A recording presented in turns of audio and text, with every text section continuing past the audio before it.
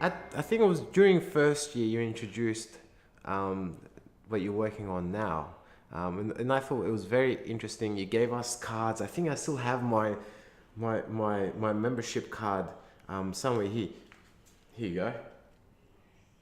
Aspa. Can you just tell us a little bit about what you're doing, or how did you actually get involved in sauna studies, and how did your interest develop in saunas? So yeah, this is a big, long story. ASBA, that you've just shown up there, is the Australian Sweat Bathing Association, which is Australia's first proper national not-for-profit association designed to represent and promote and encourage the use of sauna and other kinds of thermic bathing or sweat bathing modalities. So that would include steam room, hammam, sweat lodge, things like the Russian banya as well, which is not exactly the same as a Finnish sauna. So this is what we've set up, myself and a few collaborators. Now the reasons I suppose start about 10 years ago when I first visited Finland. I had been on a long exchange to Germany for 6 months, and had taken kind of 3 months either side of that to go traveling in Europe. And one of my friends in Germany was Finnish, one of the guys I studied with. I had a ticket already going through Helsinki because it was a Finnair flight. And so he said, yeah, come and hang out with me. You know, we can go up to my summer house for a few days, because it was in the middle of June, so very nice weather, long days in Finland. And sure enough, we went up there and there was a sauna there, and I kind of had this conversion moment where I fell in love with sauna by the lakeside. It was a 2-step process, I think. The first was actually doing it with his dad. I don't even think Riku had a sauna with us that day. I think it was just his dad who did this. I was told pretty much every day, like at least 300 times a year, wow, his dad would sauna. And I was like, that's really, really impressive. And sitting in there, like, I was, for whatever reason, totally comfortable to go nude, even though that wasn't... You went nude? Yeah, well, it's just, his dad rocks up and he's nude. And I just thought, well, sure, this is obviously a non-sexual event. So I just kind of got my ducks off and went in and had a beer in there as well. He said, do you want a beer? I said, great. So it was really, really lovely. And watching him, he had this kind of mastery, I suppose, just the way he sat there and the casual but very well trained way that he did everything. I was like, man, this guy knows his sauna. But then the real conversion moment was like maybe half an hour after we had finished, and I was sitting, I remember it quite clearly, I was sitting kind of around the table, which is looking over the lake. We were about to have like lunch or dinner or whatever it was. I had a beer in my hand. I'm soaking this up, and I just felt amazing. Like my skin was tingling, and I was like, "Oh man, I feel so good right now. This is, keep it coming. This is beautiful." And so that's what implanted in my head, like not only how good sauna feels, but but the actual extent to which you can do it, as in like his dad kind of. So my aim became to kind of, I don't know, have saunas as often as his dad. So you felt the effects immediately that day? Like what, you felt like? Yeah, I felt kind of like you would feel endorphins after exercise, right? That's something. Yeah, there are all these long-term benefits, but you actually just feel really, really good. Like once your heart has kind of cooled, slowed down a bit, and your skin has cooled a bit, and you've kind of equalized a bit, you kind of get that really nice, euphoric. Yeah, I've just done a bunch of exercise feeling. My body's had a whole bunch of blood pumping around it. There is endorphin release associated with sauna. We don't really know exactly how much, but again, it is like a form of moderate exercise. We could talk about that a bit later. Yeah.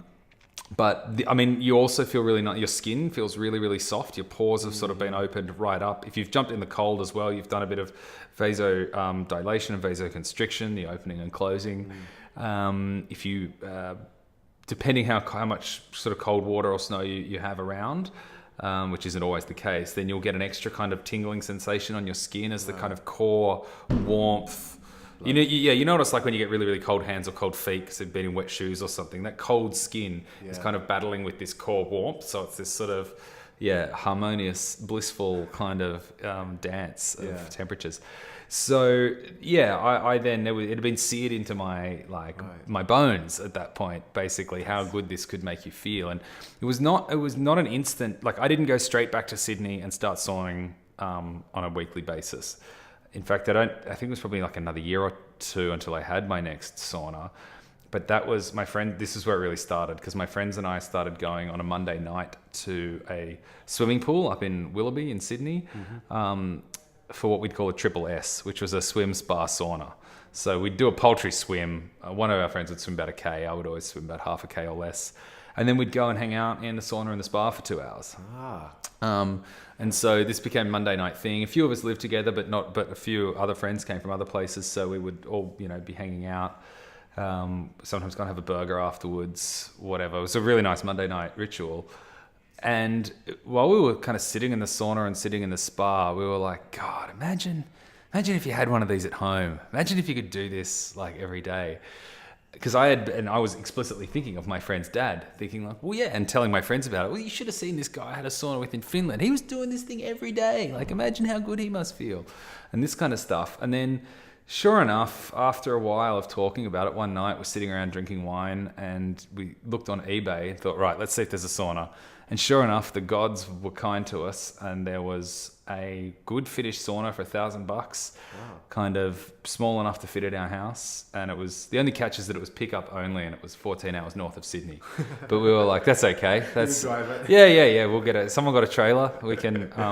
So we basically contacted them and said, hey, we can come up this weekend, because it was Easter weekend. So this auction still had a bit to run on eBay, but they were like, we said, can we just buy it off you? We'd happily come up. And they said, yeah, sure, we'll close the auction. And they did. And then we had to hire a truck. I'd never driven a truck before. It turned out that only one of my friends could accompany me, and he didn't drive manual, so he was just doing sort of support the whole way. Cheerleading? No, not cheerleading. It was like in rally driving, the navigator is just as important as the driver. Right, so yeah. He played essential support role.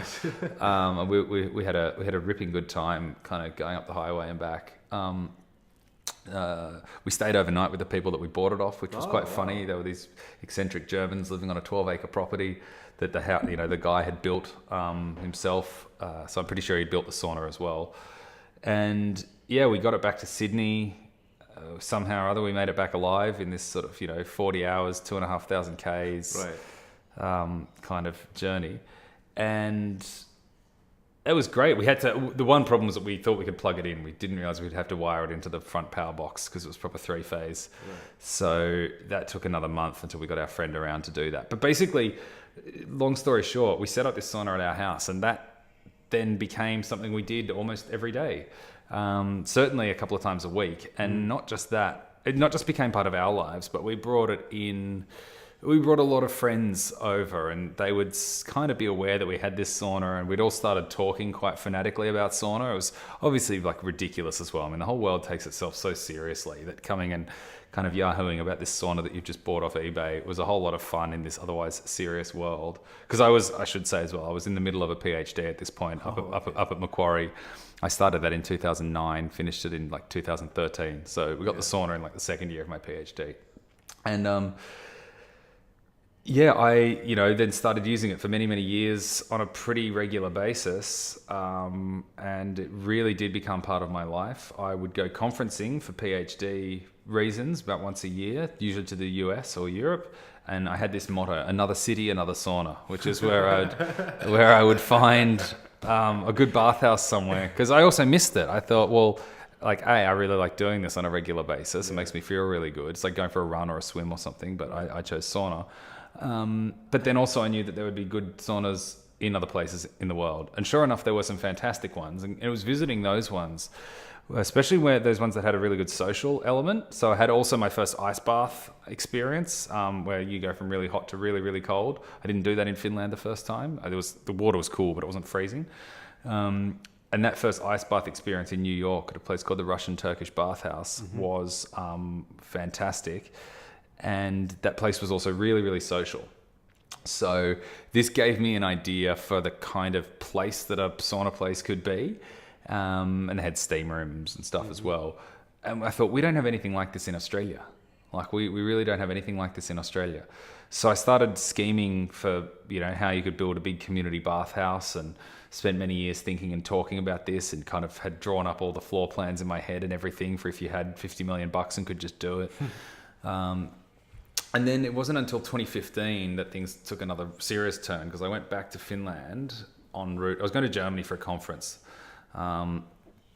And I took 3 days in Finland. I knew that if I flew Finnair, it would go through Helsinki. So I took, a 3-day layover.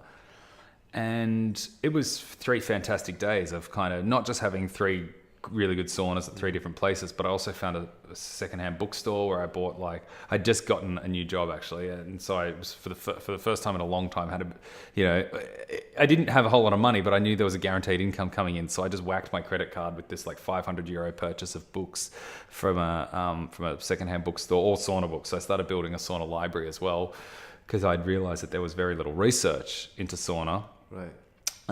This is another point that we can kind of discuss further. Anyway, on the back of that trip, I thought, I've got to do something about this. I came home, was like, we need to do something. So I started a blog.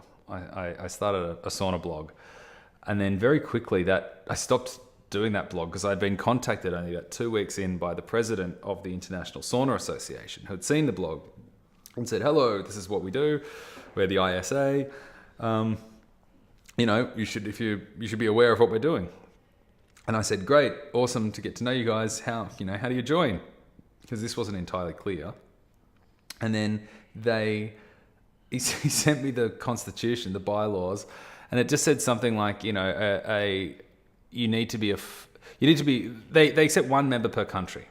Well, it's like 1 association per country. So it's like an association of national associations. It's not for individual people. Right. And when I realized that, and you have to be a legally recognized entity in your jurisdiction, and I thought, Australia has no sauna association. So we've got to start the Australian Sauna Society, because there was the Finnish Sauna Society. So we were like, let's start the Australian Sauna Society. Then realized that the acronym would be ASS, and that this was not a particularly clever acronym for for marketing purposes. Like that card you showed up before would have said ASS, and that's not the way to indicate a family friendly organization. Then the Australian Sauna Association was also a little bit bland and a little bit narrow, because I'd been, I'm attracted to those people who sort of talk more broadly in terms of sweat culture, like, the Finnish sauna, the Russian banya, the Mexican temescal, the Japanese sento and mushiburo, and those kinds of things. So we called it the Australian Sweat Bathing Association. So ASBA it's got a nicer ring to it as an acronym as well. Yeah. It's like a real name rather than the ASA. So ASBA, so that's a tiny little sort of snapshot of how we got there. What that association does, we haven't really even explained yet, but we're going to be promoting, we've got a massive constitution with 41 different goals. And we're setting it up to become like a full-scale national organization, starting with no money and without any intention to heavily monetize what we're doing. But we're going to play the long game to gain legitimacy and credibility, and try and shift from a piddly little hobby association into a genuine national association. So what are some of the goals of this association that you're trying to establish? I was listening to that interview, and I can tell you're very passionate about saunas just talking to you, but culture seems to be an important thing that is attached to saunas and sweat bathing. I remember even when you talked about how your first time with a sauna, I remember as a teenager, I was like 19 I think, and I started weightlifting, and I used to have a lot of pimples, and I went to a sauna, I'd go like 2-3 times a week, and I realized, oh man, this is the shit. Like, this is actually quite amazing, because as you said, it opens up your pores, and I suppose clears it up. But what is it that you're trying to accomplish with this association?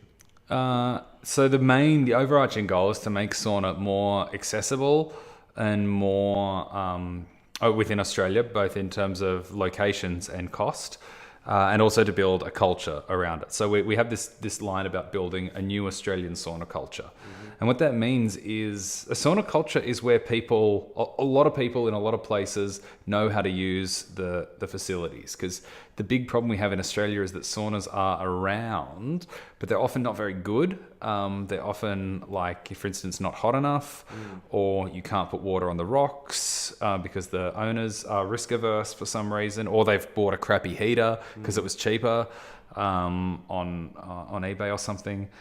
So there's a lot of education problems, both with owners of saunas, like in pools and gyms and stuff, but also with guests who kind of don't really understand the best ways to kind of use it, like how to use it in a way that makes it feel like exercise and sort of meditation as well, like as in an escape and a escape from the world and this kind of relaxing little retreat, even in the midst of a very busy life. So ASBA's aim, we have a whole bunch of sub-aims, but we basically want to promote sauna as a healthy and fun activity that's got a lot of value in the 21st century for being multicultural and intergenerational and offline. It sort of does a lot of those good things that community-based ventures should do. It brings people together over something healthy and fun.